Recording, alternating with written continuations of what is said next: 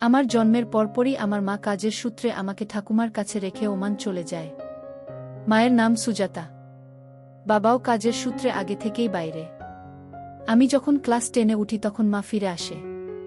মা খুব সুন্দরী। 18 বছর বয়সে বিয়ে হয়। পরের বছর আমি জন্মাই। মা যখন ফিরে আসে তখন মার বয়স 35 বছর। দেখলে 25 থেকে 27-এর বেশি মনে হয় না। যাই হোক, ফিরে এসে ফ্ল্যাট কিনে মা আমাকে নিয়ে সেখানে উঠল। পাশের ফ্ল্যাটে রাজা নামে একজনের সাথে আলাপ হলো। ভালো নাম সোহম। আমার চেয়ে বছর 2-এর বড়। বেশ সুন্দর চেহারা। মুখটা খুব সুন্দর, মিষ্টি দেখতে, ফর্সা। কয়েকদিনের আলাপে বেশ ঘনিষ্ঠ হলাম। মা অফিসে বেরিয়ে গেলে রাজা আমাদের ফ্ল্যাটে আসত। দুজনে খাটে শুয়ে গল্প করতাম। সবরকম গল্প হতে লাগল। বেশিরভাগই ছেলে মেয়ের মধ্যে কাজ নিয়ে গল্প। শুনতে শুনতে আমার শক্ত হয়ে যেত। এরকমই একদিন গল্প বলতে বলতে ওর বাবা মায়ের কাজ করার গল্প বলল। ও যখন ছোট ছিল তখন বাবা মায়ের পাশে শুত। তখন অনেকবার ও মা বাবার কাজ করা দেখেছে। আরও বলল কতবার মা ঘুমিয়ে পড়লে শাড়ি তুলে মারটা দেখেছি। 2-1বার হাতও দিয়েছি। খুব কাজ করে দিতে ইচ্ছে করে বুবুন আমার ডাকনাম আমার মাকে। মনে হয় মাকে ঘুমের ওষুধ খাইয়ে খুব কাজ করে দিই। আমি জিজ্ঞেস করলাম, আন্টির মাঠে কি ঘাস আছে? রাজা বলল, উপরটা ছাটা কিন্তু খাঁজটা ঘাসে ঢাকা। তারপর আমাকে বলল, তুমি কোনোদিন তোমার মায়ের দেখেছ? আমি বললাম, না গো। তোমার কি দেখতে ইচ্ছে করে না? আমি বললাম, এতদিন তো ওভাবে ভাবিনি, তবে তোমার কথা শুনে দেখতে ইচ্ছে করছে। এভাবে প্রতিদিনই মা বেরিয়ে গেলে রাজা আমাদের ঘরে এসে আমার সাথে গল্প করতে করতে আমার মাকে পেলে কিভাবে কাজ করে দেবে সেটা বলতো। আমার কেমন যেন তাড়না পেয়ে গেছিল। প্রতিদিনই ওর মুখ থেকে এসব কথা শুনতে বেশ লাগত। একদিন এক রকমভাবে মাকে কাজ করে দেওয়ার কথা বলতো। রাজা যা বলতো শুনতে শুনতে তা কল্পনা করতাম। আমি বললাম, জানো রাজা, মাকে সালোয়ার কামিজে খুব সুন্দরী লাগে। এরপর থেকে আমার চোখ মার দিকে নজর দিত। শাড়ি বা সালোয়ারের উপর দিয়ে চেষ্টা করতাম। এবং যত দিন যেতে লাগলো এই আকর্ষণ ক্রমশ প্রবল হতে লাগলো। রাজাকে বললাম, জানো, এখন আমার শুধু মার দিকে চোখ পড়ে। মনে হয় মাকে ওষুধ খাইয়ে দুজনে মিলে কাজ করে দিই। শুনে রাজা বলল, হ্যাঁ, দুজনে মিলে তোমার মাকে কাজ করে দেব। আসলে আর 5টা বন্ধুর মাকে আমি যেভাবে দেখি আমার মাকেও সেভাবে দেখি। আমি যদিও মা বলে লিখছি, কিন্তু মাকে এখনো পর্যন্ত মা বলে ডাকিনি, বা ডাকতে ইচ্ছে করে না। সেই ফিলিংসও নেই। এছাড়া মার ফোনের কিছু কথাবার্তা ও কয়েকটা ছবি দেখে বুঝেছি মা আমাদের মতো অল্পবয়সী ছেলেদের কাছ থেকে কাজ করিয়ে নিতে ভালোবাসে। ওমান থাকতে অনেকের কাছ থেকে কাজ করিয়ে নিয়েছে। রাজাকেও সেটা বলেছি। শুনে রাজা বলল, তাহলে তোমার মা আমাদের সুযোগ দিচ্ছে না কেন? আমি বললাম, হয়তো আমি কিছু মনে করি তাই। আমি বললাম, আমি যে মার ওদিকে তাকাই সেটা মা বুঝতে পারলে যদি রাস্তা খোলে। রাজা বলল, সেই চেষ্টাই করো। আমি জানি আমার এখন যা অবস্থা মা যে কোনো সময় বুঝে যাবে আমি মায়ের প্রতি আসক্ত হয়ে গেছি। তবে সেটা বোঝার পর মা আমাদের সুযোগ দেবে নাকি অন্য কিছু হবে সেটাই বুঝতে পারছি না। এর মধ্যে একদিন শোয়ার আগে রাতে মার ঘরে ঢুকে দেখি মা অঘরে ঘুমোচ্ছে আর নাইটিটা উঠে গিয়ে ল্যাম্পের আলো পরিষ্কার বোঝা যাচ্ছে। তা দেখে আমার মাথা পুরোপুরি বিগড়ে গেছে। 2 বছর ধরে হাতের কাজ করে বেশ বড় বানিয়েছি। এখন তো মাকে কাজ করে দেব ভেবে দিনে 3-4 বার হাতের কাজ করি। মনে হচ্ছে এখনই মাকে কাজ করে দিই। কতক্ষণ দেখেছি জানি না। মা পাশ ফিরে শুতে আমার ঘোর কাটে। সোজা মার ঘর বেরিয়ে নিজের ঘরে ঢুকে ভাঁজ করা কম্বল বের করে কম্বলের ভাঁজটা ওটা মনে করে কাজ করে নিজেকে শান্ত করি। এরপর মা ঘুমোলে সুযোগ বুঝে বেশ কয়েকবার দেখেছি। মনে হচ্ছিল তখনই কাজ করে দিই। বেশ কয়েকবার হাত দিয়েছিলাম। মসিন। হাত বোলাতে দারুণ লাগছিল। দ্বিতীয় দিনে হাত বোলানোর সময় পাপড়িতে হাত লেগে যাওয়াতে মা নড়ে ওঠে। জেগে ওঠার ভয়ে হাত সরিয়ে নিই। এরপর যতবার দেখার সুযোগ পেয়েছি সাবধানে হাত বুলিয়েছি। রাজাকে হাত দেওয়ার কথা বলেছি। ও শুনে বলল, আমারও দেখতে খুব ইচ্ছে করছে।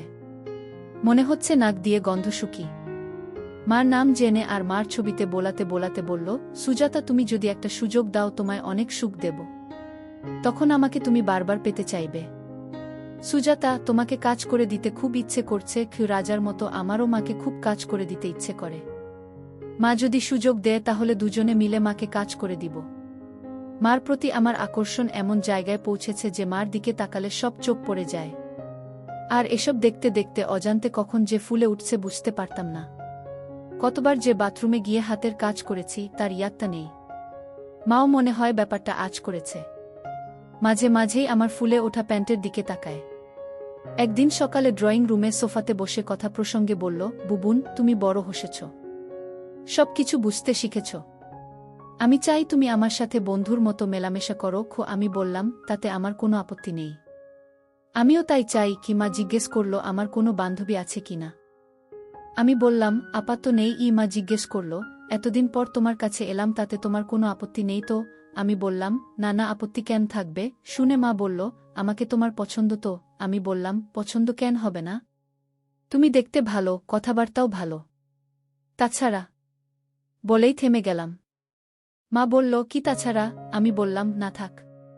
মা বলল, কি না থাক?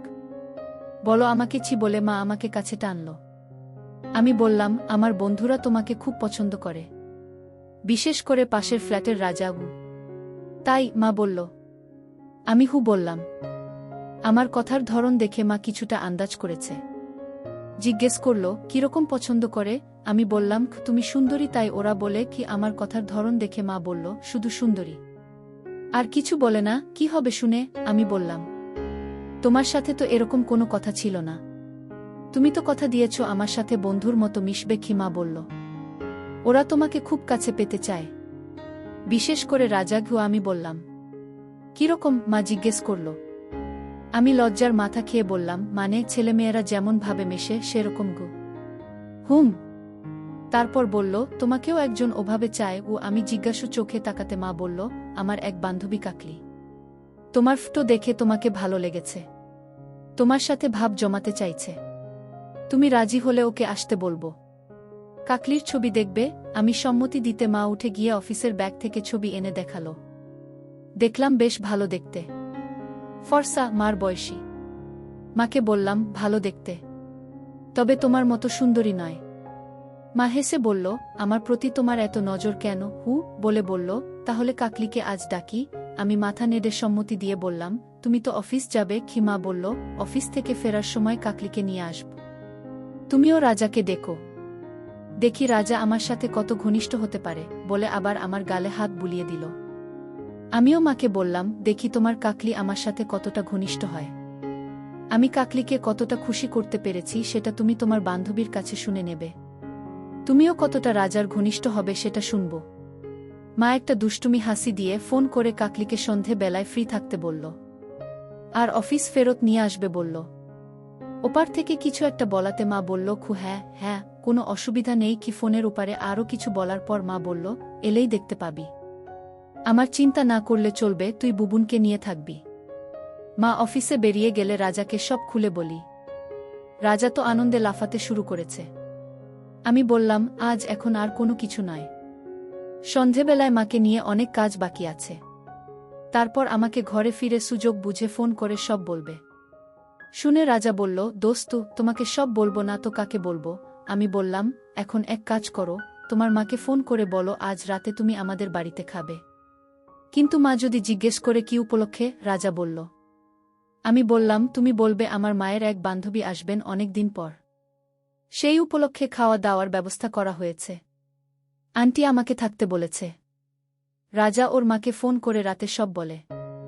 ওর মা সম্মতি দেয়া, আর এও বলে এই সুযোগে ওর বাবাকে নিয়ে বাঘায়তিনে ওর মাসির বাড়ি ঘুরে আসবে। রাত 10টা, 10:30টার মধ্যে ফিরে আসবে। ভালো সব ব্যবস্থা হলো, কিন্তু সময় আর কাটতে চায় না। মনে হচ্ছে মাকে ফোন করে বলি এখনই চলে এসো। আর পারছি না, আমরা দুজন আজ রাতে অন্য স্বাদ পাব। রাজারটা আমার মায়ের আর আমারটা কাকলির। অবশেষে সন্ধে 6টার মধ্যে মা কাকলি আন্টিকে নিয়ে ফিরে আসে। ঘরে ঢুকে কাকলি আন্টি আমাকে দেখে মাকে বলল, তোর ছেলে তো বেশ হ্যান্ডসাম। আর রাজার দিকে তাকিয়ে বলল, এও তো খুব সুন্দর। তোর পার্টনার বুঝি? মা বলল, অত বুঝিস না, এতদিন তো বুবুনের জন্যে পাগল হয়েছিলিস। ওই শুনে কাকলি আন্টি আমাকে টেনে নিয়ে বলল, ভয় নেই সুজাতা, তোরটাতে ভাগ বসাবো না, নিশ্চিত থাক। মা বলল, কাকলি, আগে বাথরুমে গিয়ে ফ্রেশ হয়ে নে, তারপর তোরা দুজনে মিলে যা ভালো লাগবে করবি। কাকলি আন্টি বাথরুমে ঢুকে ফ্রেশ হতে গেল। মা রাজাকে বলল, আমিও ফ্রেশ হয়ে আসি, তারপর দুজনে মিলে। বলে রাজার প্যান্টের দিকে তাকিয়ে একটু দুষ্টু হাসি দিয়ে খাবারের প্যাকেটটা রান্নাঘরে রেখে নিজের ঘরের অ্যাটাচ বাথরুমে গেল। আমি রাজার প্যান্টের দিকে তাকিয়ে দেখি বেশ ফুলে আছে। কাকলি আন্টির গুলোও মায়ের মতন। বয়স ধরা মুশকিল। দুজনেই ফর্সা, আর বলা বাহুল্য দুজনেই আমাদের বয়সী ছেলেদের কাছ থেকে কাজ করিয়ে নিতে আগ্রহী। প্রথমে কাকলি আন্টি বেরিয়ে এসে রাজার নাম জিজ্ঞেস করে। কি পড়ছে জানতে চাইল। এইসব মামুলি প্রশ্ন। মা বেরোলে, নে তোর পার্টনারকে নে। নজর দিইনি। আমার এই পার্টনারই ভালো। মা বলল, তোকে আমি কিছু বলেছি? আগ বাড়িয়ে বলছিস যে। তারপর রাজাকে বলল, একটু আমাকে হেল্প করো না বলে রান্নাঘরে ঢুকে গেল। রাজাও মাকে অনুসরণ করল। কাকলি আন্টি আমার সামনে এসে দাঁড়াল। পরনে কালো ছাপা শাড়ি, সম্ভবত সিল্কের। আন্টি আমার সামনে দাঁড়াল, চোখে দুষ্টুমির ছাপ। এই অবস্থাতে আমার প্যান্ট ছিঁড়ে বেরিয়ে আসতে চাইছে। আন্টি জিজ্ঞেস করল, কি দেখছো তুমি? আমি বললাম, তোমাকে। তুমি খুব সুন্দর। আর আর কি আকর্ষণীয়? কতটা? আন্টি জিজ্ঞেস করল। আমি বললাম, সেটাই বুঝতে পারছি না। একটু পরেই মা আমাকে আন্টিকে নিয়ে আমার ঘরে যেতে বলল। আমি আন্টিকে নিয়ে ঘরে ঢুকে দরজা ভেজিয়ে রাখলাম। পরপরই মার ঘরে দরজা ভেজানোর আওয়াজ পেলাম। আন্টিকে বললাম, এবার রাজা মাকে কাজ করে দেবে। চলো এবার আমরাও কাজ শুরু করি। কাকলি বলল, হ্যাঁ সুইট হার্ট, এই জন্যই তো আমি তোমার কাছে এসেছি। পাশের ঘর থেকে খাটের আওয়াজ আসতে শুরু করেছে। কিছুক্ষণ পর সব নিস্তব্ধ। মিনিট 15 চুপচাপ থাকার পর আবার পাশের ঘরে খাটের আওয়াজ। মায়ের চিৎকার। রাজা আবার শুরু করেছে। দ্বিতীয়বারে বেশ জোরে জোরে আওয়াজ। কাকলি আমা জিজ্ঞেস করল, তুমি এর আগে কজনকে কাজ করে দিয়েছ? উত্তরে আমি বললাম, 2 জনকে। কাকলি বলল, বিশ্বাস করলাম না। আমি বললাম, কেন? তুমি যেভাবে আজ আমাকে কাজ করে দিলে, অনেক অভিজ্ঞতা না থাকলে এভাবে কাজ করা যায় না। কাকলি উত্তরে জানালো। আমি বললাম, আমার অভিজ্ঞতা ভিডিও দেখে। প্রায় প্রতিদিনই দেখি বাবা, ভিডিও দেখে। এর পরের বার তোমার সাথে ভিডিও দেখতে দেখতে কাজ করিয়ে নিব। আমি বললাম, ঠিক আছে। ওদিকে রাজা এখনো মাকে কাজ করে দিচ্ছে। কাকলি বাথরুমে গিয়ে ফ্রেশ হয়ে নিল। আমি ড্রয়িং রুমে মা আর রাজার জন্য অপেক্ষা করছি। মিনিট 15 পর ওরা বেরোল। দুজনেই তৃপ্ত। ঘড়িতে 8:45। মা রান্নাঘরে ঢুকে খাবারের ব্যবস্থা করতে শুরু করল। কাকলিও কাজে হাত লাগাল। রাজাকে বললাম, রাতে শোয়ার সময় আমাকে ফোন করে বলবে মাকে কিভাবে কাজ করে দিলে। রাজা ঘাড় নেড়ে সম্মতি জানা। খাওয়ার পাট চুকলে একটু রেস্ট নিয়ে কাকলি চলে যায়। 10:30টায় রাজার বাবা মা ফিরলে ঘরে চলে যায়। মা থালা বাসন রান্নাঘরে রেখে প্রতিদিনের মতো স্নান করতে ঢুকে যায়। আমি আমার ঘরে ঢুকে রাজার ফোনের অপেক্ষা করি।